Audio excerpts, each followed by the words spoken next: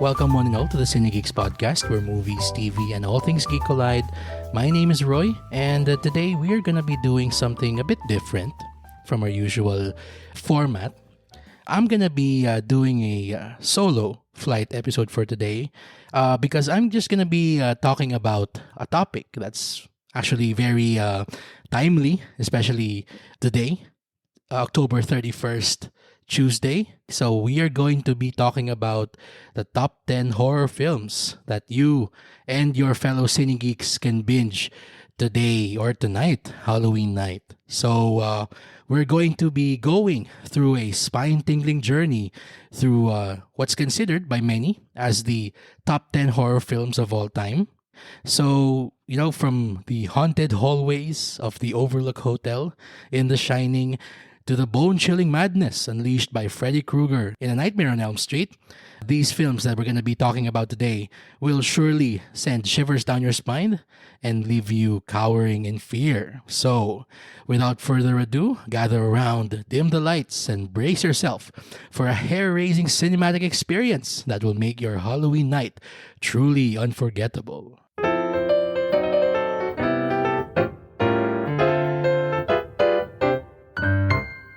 Alright, so let's start with the first movie in this list. By the way, this is in no particular order. So, hindi dahil siya yung una kong binanggit, 10th best na siya, no? These are all great horror movies.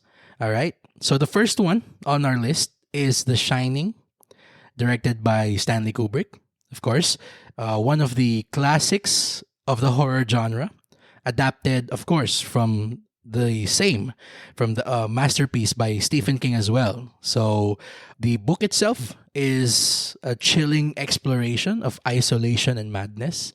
Just a bit of background. Don't know if you know this, guys, pero etong The Shining was a big point of contention between Stanley Kubrick and Stephen King, primarily because King thought that Kubrick was not able to accurately adapt or translate into film yung original na kanyang yung kanya na-envision na themes nung book niya, The Shining. But you have to also give it to Stanley Kubrick for coming up with something absolutely original that literally can stand on its own even if it weren't adapted from any source material. So, the film, for those who don't know, follows Jack Torrance, played by the great Jack Nicholson, who is a struggling writer who takes his family to an isolated hotel, the Overlook Hotel, where he takes a job as the winter caretaker. Now, as the days go by, his sanity begins to unravel, and something eerie and malevolent seems to come alive now that Jack and his family are there. So the movie itself, one of the best horror genre films. Personally, ako gusto ko siya kasi hindi siya masyadong ma-jump scare. Yung horror niya is more about how it goes deep down to your bones, yung dread, yung kung paano mo nakikita na nag-unravel yung sanity ni Jack. And of course, syempre, hindi din naman siya parang horror na parang puro dread lang. Towards the end, for those who've seen it, or for you who have not seen it, minor spoiler alert, when Jack goes on a rampage na after being possessed by the spirits of the Overlook Hotel, doon niya sinabi yung kanyang iconic line na, "Here's Johnny." Yan, sobrang memorable line in horror film history. So, The Shining, also, for those conspiracy theory nuts out there, sabi daw nila na ito yung parang admission ni Stanley Kubrick na finake niya yung moon landing because of the many Easter eggs that are in the film itself. So, if you want to go down that rabbit hole about, The Shining daw being the admission of Kubrick into faking the moon landing, there's this excellent documentary called Room 237. I don't know where you can find it right now. I think if it's in iTunes or nasa Google Movies, hopefully you can find it somewhere. But it's a very awesome watch especially for film buffs, Cinegeeks like us. All right. So the next movie we have on our list is another classic. It's Psycho, directed by Alfred Hitchcock.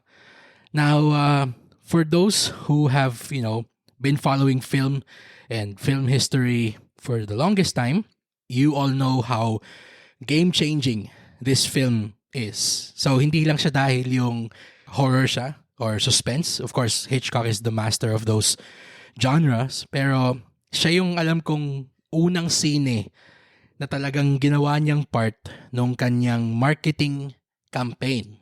Yung nakalagay sa poster na kapag nalagpasan mo na yung simula ng movie, hindi ka na pwedeng pumasok. Kasi alam ko may poster dun eh. You can Google that and you can see that poster where they say na if you missed your screening time for Psycho, you can't go into it na parang may 15-20 minutes na nakalagpas. Kasi it's possible that you see the game-changing twist, the classic twist of this film. All right. So the film introduces us to Marion Crane, portrayed by Janet Leigh.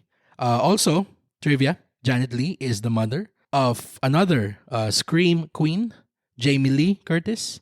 Okay, so being Scream queens runs in their family talaga. Anyway, so Marion Crane is a young woman who embezzles money from her employer and runs away, ends up in the Bates Motel, owned and operated by the mysterious and disturbed Norman Bates. Yeah. So what follows is a suspenseful and psychological unraveling as we discover Norman's dark secrets and the legacy of his domineering mother. Okay, so I'm pretty sure kung you've been watching movies for a long time, you've already been spoiled. You already know what the twist is. Pero grabe, when it came out in 1960, sobrang mind-blowing pa rin siya na for people who have been used to watching something, straightforward, mga drama nila noon, na itong ganitong ka-game-changing yung parang twist on twist on twist. Hitchcock, still master of suspense, masterfully blends it along with psychological terror and pulls memorable performances from everybody on hand. And he just, creates a film that, if I'm being honest, continues to terrify most audiences to this day. So if you want to really be, well-versed doon sa horror genre, then this is something you absolutely cannot miss. Again, Psycho by Alfred Hitchcock. Okay, so the next one, another classic. Sabi sa inyo, classic on classic on classic tong nasa listahan natin ngayon. Of course, The Exorcist by William Friedkin. Directed by William Friedkin. One of, again, many classic horror movies. So if you want to see this on the big screen, actually right now, you can. This comes out October 31st. Alam ko since last Wednesday, Ayala Cinemas has been screening the 50th anniversary extended director's cut. Okay, so if you really want to see this in its full glory in the cinemas, you run to your nearest Ayala Cinema and experience this for yourself. Not an ad, but hey, Ayala Cinemas, you're welcome. Anyway, again, one of the scariest films ever made. Talagang shook na shook yung audiences of 1973 nung lumabas tong The Exorcist. So this is about a girl named Reagan, played by Linda Blair, who becomes possessed by a demonic entity. Now, her mother, played by the great Ellen Burstyn, seeks the help of two priests to perform an exorcism. Now, the reason why The Exorcist stands out, again, yung sense of dread and yung talagang depravity, yung human, yung horror na that's what really, made audiences flip out to this day. Okay, 50 years later, people who watch this movie are, still parang disturbed or unsettled by how shocking the imageries na ginamit dun sa scene are to portray, the depths of human depravity, as I stated earlier, somewhat realistic portrayal of horror, and yung, of course, hindi naman natin deny that, for most people, their faith is a huge part of, their being, and for them to see something that really challenges yung faith nila, like The Exorcist. It's again one of the not just a terrifying, one of the most terrifying horror films, but it's a deeply disturbing examination of the battle between good and evil. Talagang chef's kiss. Etong susunod natin, okay, after The Exorcist, I'm not really sure if many of you have seen this. Actually, I just actually happened to go over this movie recently. But this is Rosemary's Baby by Roman Polanski. Now, itong Rosemary's Baby, still, if you've been noticing a trend here so far, the best horror films that have ever come out, little to no jump scares. Talaga, sobrang hindi mo kailangang gulpi-digulat dun sa audience mo. Hindi mo kailangang takutin na parang, para lang magulat, parang sabi mong tinatakot mo. 'Di ba? Pwede mong takutin siya by showing how evil can get. Whether that's supernatural or yung humanity. Okay? I mean, you can actually make a case for Oppenheimer and Killers of the Flower Moon as a horror film. I mean, yung Killers of the Flower Moon, William Hale, Robert De Niro's character, is one of the scariest horror film villains of all time, if you want to look at it from that lens. Pero yun nga, just going back to Rosemary's Baby, it's a psychological horror film that slow burn siya, na yung dread niya palalim ng palalim. Kasi yung kwento na ito is about, of course, Rosemary. And she's a young woman who becomes increasingly suspicious of her neighbors and husband as she becomes pregnant. And as her paranoia grows, yung film, it just masterfully blurs the line between reality and yung kanyang paranoia, yung delusion niya. So kahit ikaw andun ka din sa state of mind ni Rosemary na hindi mo na alam kung ano ba, yung pinapanood mo ba, yun ba yung reality ng movie itself? Or is it in her head? Or yung paranoia ba niya, is it manifesting for real? Kaya siya sobrang galing galing nung pagkakagawa. Roman Polanski, one of very controversial figures in film. The reasons why, hopefully we'll talk about in a future episode. Pero just for this, okay, just talking about what he makes here, yung art niya.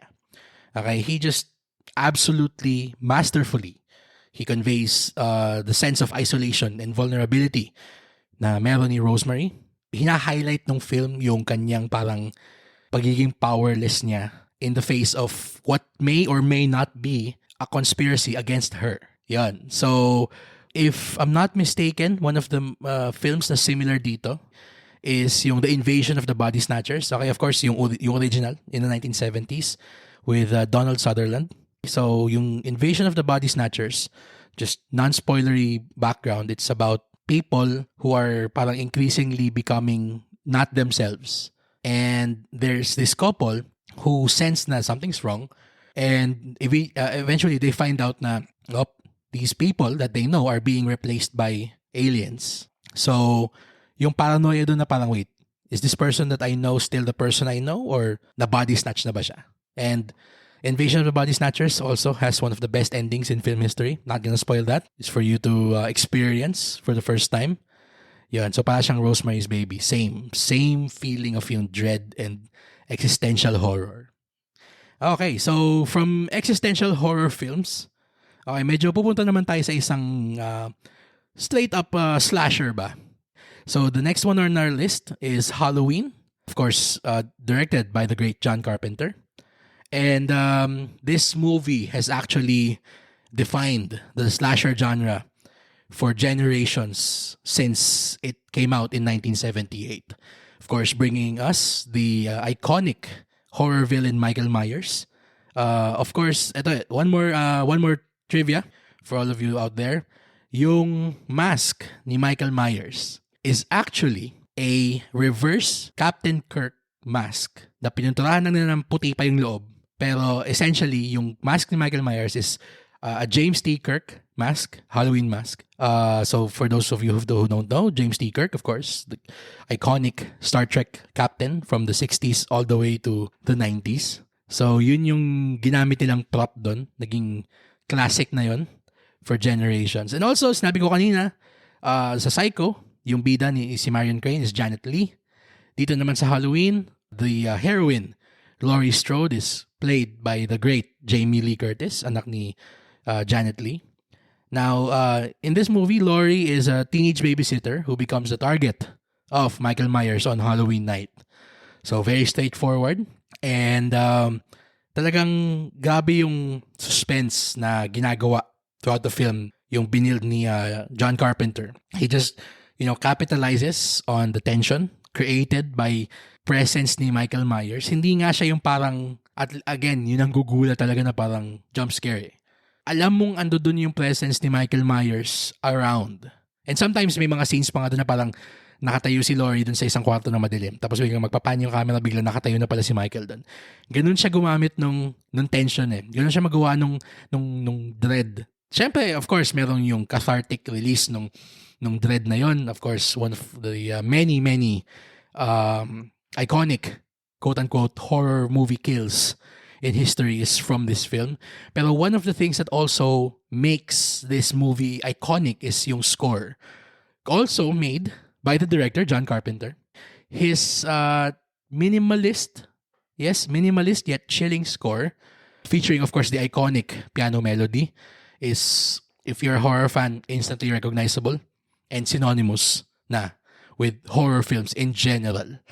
Now, this movie is just a very simple movie, pero you cannot mistake it for parang ganun lang siya. Hindi. There's something that's powerful in its simplicity, in its rawness, dun sa scene na yan, which, again, is iconic, stands the test of time. It spawned how many sequels? 8?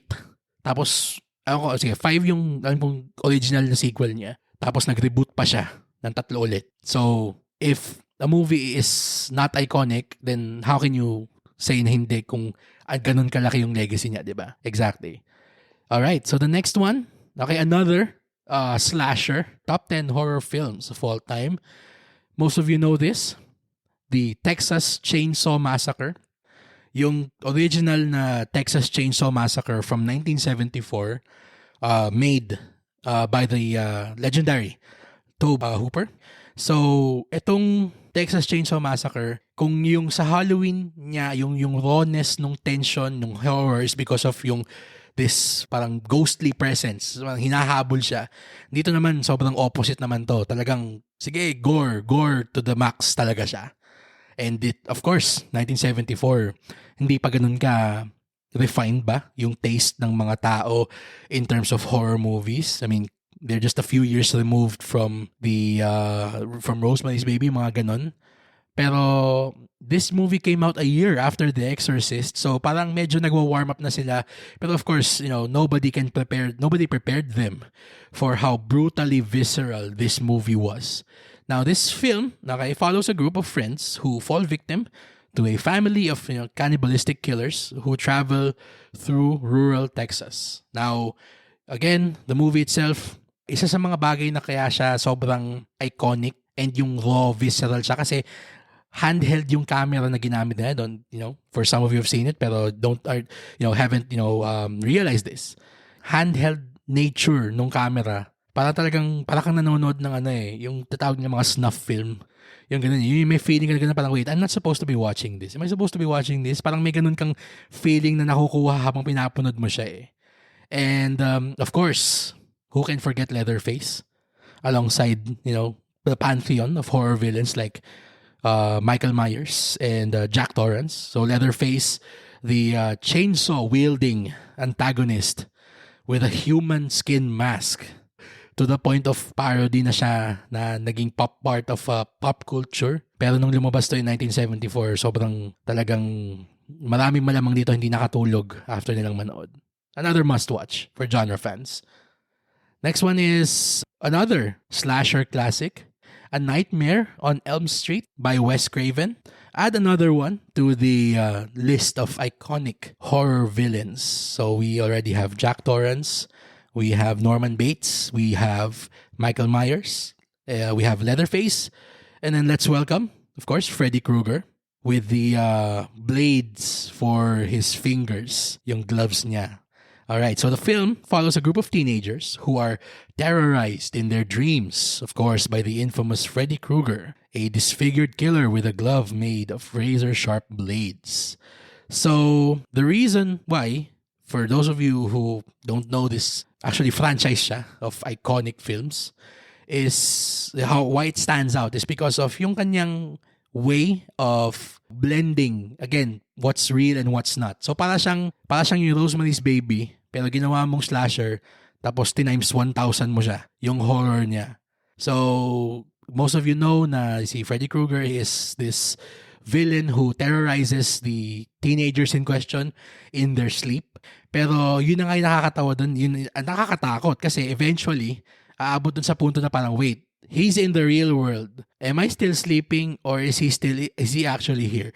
Yun yung part nung fun nung pagpanood dito. It blends dreams and reality in a way that challenges the audience's perception of, again, what's real and what's imagined. And he being Wes Craven, he masterfully taps into that siguro primal fear natin of our nightmares being, real.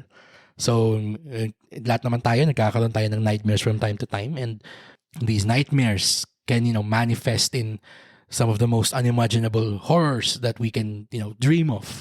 So, ikaw ba kung yung alam mo yung pinaka nakakatakot para sa'yo, gusto mo bang maging totoo yun? So, parang ganun yung ganun yung kanyang pinaglalaroan ni Wes Craven dito, yung kanyang canvas. Pero, hindi na naman siya all scary. Part of what makes Nightmare on Elm Street, the film and the franchise itself, why it's iconic, is because of the dark humor then that's in play. Ang daming mga kills dito na sobrang imaginable. Parang mapapatawa ka na lang dahil sa sobrang weirdly imaginative nung kills na lumalabas on screen.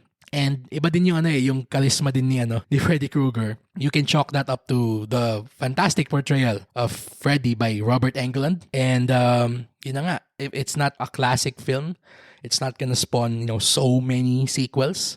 You don't want to miss this dun sa listahan of best horror films. So after our quick trip through the slasher classics, punta naman tayo dito sa isang hindi naman siya actually horror film per se. Siguro more siyang parang psychological thriller. Pero kung masasabi mo nga, kung sinabi ko kanina parang pwede mong tawaging horror film yung Killers of the Flower Moon tsaka yung Oppenheimer, of course, you can definitely call this one of the best horror films of all time.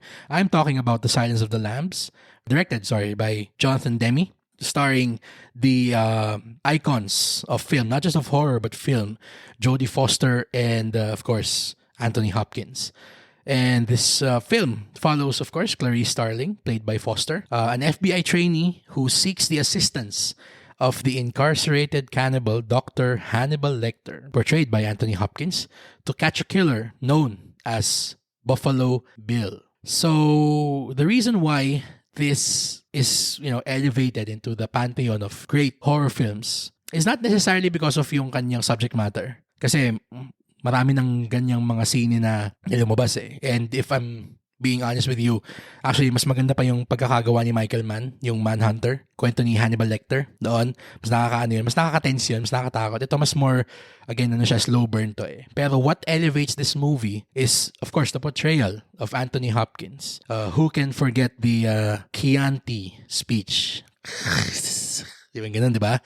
Yun, sobrang, if you watch the Oscars, it's repeated ad nauseum na. Alam nyo na, kahit hindi ka nanonood ng horror, alam mo na yung si Anthony Hopkins is isa sa mga best villains or portrays one of the best villains of all time. And it's not just because of yung scary siya, pero kasi sobrang niyang smart. And yung kanyang intelligence and yung kanyang pagiging manipulative, hindi siya yung sobrang obvious na parang, kalaban yan. Actually nga, while you're watching it mapapaisip ka parang, okay, parang hindi naman, this Lecter guy is not so bad. And then, of course, we eventually see, yes, he is bad. Pero not after, making you flip-flop between calling him a friend or a foe. Now, Of course, hindi ko naman din ipuput down yung sine na parang, ganun lang siya. Hindi. Of course, this film is, one of the best in diving into the darkest, deepest corners of, the human psyche, yung fine line between sanity and madness, and yung, again, the lengths that human depravity can reach. Silence of the Lambs, one of the best. Okay, so our ninth film on this list. Okay, this just came out a few years ago. Pero what a film this was. If I'm being honest, this is one of my personal favorite movies of all time. Hindi lang horror movies, personal favorite movies. Of course, I'm talking about Get Out, written and directed by Jordan Peele. Okay, he won an Oscar for Best Original Screenplay for this film. And ibang klase yung pagkaka-blend niya ng psychological horror. Hindi yung straight out and out horror, pero yung, of course, yung dread horror, existential horror, yun. Along with social commentary and satire. I mean, if you've seen his fantastic comedy series, Key and Peele, with Keegan-Michael Key, you will know na doon pa lang, nakikita nyo na yung hints of what he can do if he's given a bigger canvas and the restraints ba are removed from him, na kaya niya mag-play in a very varied set of tones or genres. And gabi, parang hindi mo may imagine na yung unang-unang magiging directorial and screenwriting effort niya is a horror film or a psychological horror film. But grabe yung, as in talagang grabe talaga yung impact na nagkaroon netong scene na to when it came out in 2017. Now, for those of you who don't know, this film is about Chris, an African-American man who visits the family of his white girlfriend, Rose. So, Chris is portrayed by the fantastic Daniel Kaluuya, and Rose portrayed by Alison Williams. Now, initially, yung pagpunta nila dun sa family ni Rose is supposed to be like an innocent getaway lang. Parang weekend lang. Parang yung kung ano yung magiging long weekend natin. Ganun ba? Kaso, merong unti-unting nalalaman si Chris na something's wrong with these people. And if you've seen this movie, you know what I'm talking about. Now, for those of you who haven't, okay, I'm not going to say anything much plot-wise na, because I want you to experience this for the first time if you haven't seen it. But what I can say is that Jordan Peele, he expertly just blends yung kanyang themes of racial tension and societal injustice, and he still parang manages to put those elements into a fantastically suspenseful and thrilling movie. So, alam niya kung paano gumawa ng sine na exciting, na maganda panoorin, pero hindi ham-fisted ba? Hindi masyadong preachy yung kanyang mga commentary about race and yung injustice in society. If anything pa nga, after you watch it, it's parang ikaw na yung makapapa-question na, okay, what is my role in perpetuating these injustices, yung mga ganun ba? And that's a testament to the power of that film, and how he being Peele, combines the humor, the meticulous storytelling, and of course the brilliant performances. Ako, personal favorite ko dito is si Bradley Whitford, yung father ni Rose. Gusto ko talaga yung iconic na line niya doon, yung I would have voted for Obama a third time if I could. Tapos si Chris naman parang fantastic film. Fantastic. Okay, so we have reached the end of our top 10 fantastic horror films to watch for Halloween. Of course, our last film, but certainly not the least. Okay, this is gonna be controversial for some. Okay, because some people might not call this a horror movie at all. Some people will. I'll let you decide for yourselves. Why don't you write this down, or write your views down on this film in the comments below, fellow Cinegeeks. I'm talking about Hereditary, directed by the enigmatic Ari Aster. Now, Hereditary, if you don't know this yet, is about a family who navigates grief through a horrifying set of events. Yun na lang. I won't say anything much about it. Again, like Get Out, I'll let you experience this for yourself. Pero yung strength netong scene na to is how it just, yung slow burn niya na tension, may mga times siya na bigla niyang ira-ratchet up to 10 tapos ibababa niya bigla ng 0 ulit.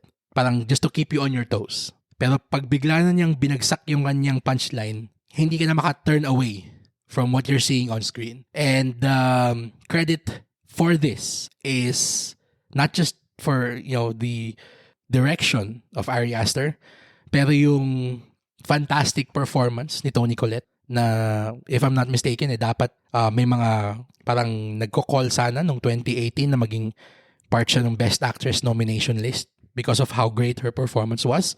Kasi grabe talaga yung portrayal niya nung character nung mother. Kasi ang dami niyang kailangan gawing parang roles doon. Kailangan niya maging yung nanay na sobrang grief-stricken, pero meron din siyang mga moments na parang biglang puputok siya. Yung terror na i-unleash niya bigla. Diba? Grabe yung mai-juggle niya yung dalawang yun eh. Not many actresses can do that. And Toni Collette is just one of them. And grabe yung hindi mo makikita yung mga twists na mga darating dito. Kasi akala mo parang, horror, sige, okay, ganito. Parang if you think that this is a movie you've seen before, you think again. You haven't seen any movie like this since. And siguro, I guess, we can add a bonus entry ba here to the list. Midsommar, okay, if I'm not mistaken, this is also by Ari Aster. So, ganun talaga siya gumawa si Ari diving into the horrors of the human psyche. Pero it's not so much about, what horrors you see in front of you, reality, although may ganun siyang element, pero para siyang, yung bang horrors na ginagawa, nakita mo, perpetuated din ba nung nasa ulo mo? Yun ganun siya na parang, what unsettles you more? Is it the horror you see in front of you? Or is it the horror that you create in your head? Yun. Kaya siya sobrang galing din niya na director of this genre, si Ari Aster.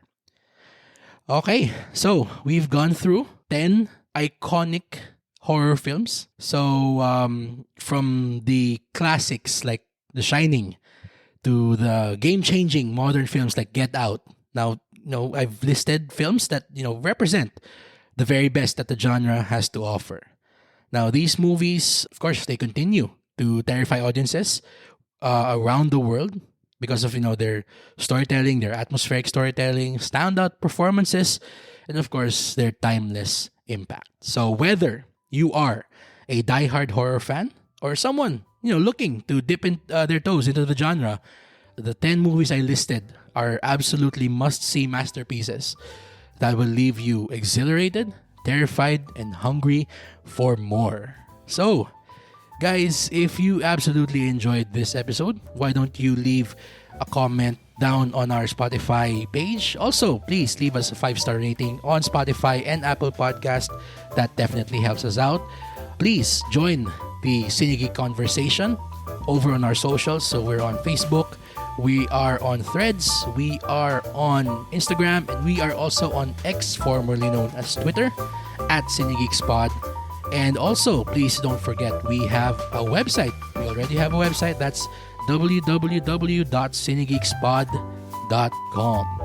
So, for my co-host, Angela, again, this has been Roy. Thank you for listening to the Cinegeeks podcast, where movies, TV, and all things geek collide.